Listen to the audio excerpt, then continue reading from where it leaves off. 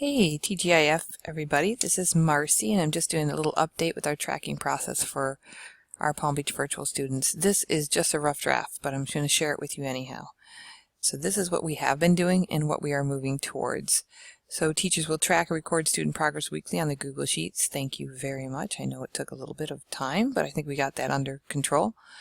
The weekly progress report will be emailed via a mail merge every Friday at 10 a.m. just so you guys know the time. That's just about the time that I send it out. I usually am the last one to do it Thursday night so I can check everything as well, and then I give you guys a little time in the morning Friday.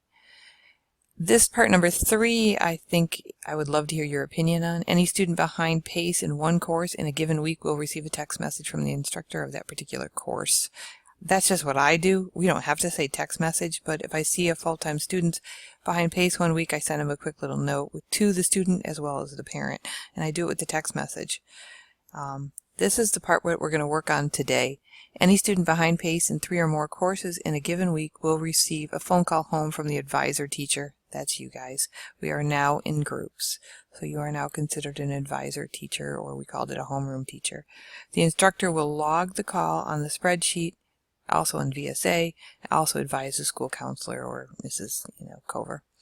This is where we're going today. I'm thinking you could make the calls today and maybe even Monday, so you have a little bit of time. Your future is going to be a little bit more like if there's still an issue going on, we're going to start working on a student success plan. I'm not going to stick too long on this slide because this is what I'm working on now, and then what we'd have to do with the county to see about whether they should stay in the courses or not. So I'm going to go back to our first slide, and this is just where we are. We're working on number 4 today. So just to remind you what to do, I'm going to go over to that spreadsheet that we all know and love at this point in time. And what's the easiest way to do this is to filter out your students, because no one needs to be making all these calls and no one needs to be filling in everything. So remember, you fill in each one of your courses. So I went through and did economics for every one of my students. Then I came back and did the 10 or 9 or however were sorted for me or set up for me. What I'm going to do is I'm going to filter, and I'm going to show you what to do in case you don't know what to do. I'm going to clear this, and then I'm going to pick my name. And now I'm going to hit OK. So if you're great with filtering, you probably don't need to see this part. You can just go past it. But I'm going to take a look at this because they're all mine. This student, of course, I sent a text to. This student right here has 2. They could almost possibly get a phone call home. You're going to know after a couple of weeks if it's the same week, same thing. But let's look at Giselle. I've actually spoken to Giselle a few times, but I'm going to go ahead and contact her and her mother today, especially since she started chemistry and didn't do any work. And then what I'm going to do is I'm going to put a comment over here on the spreadsheet that is under communication. I'm going to move the slide here in a second so you can see it better, but I don't want to do it in the middle of the video. I'm going to write in here that I called her and kind of what happened.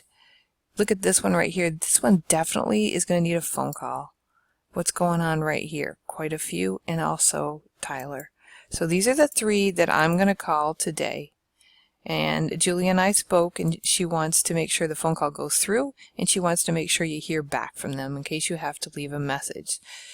So she said to come up with something like, if you go to leave a message, due to the lack of progress in your son or daughter's course, it's urgent to return your call today.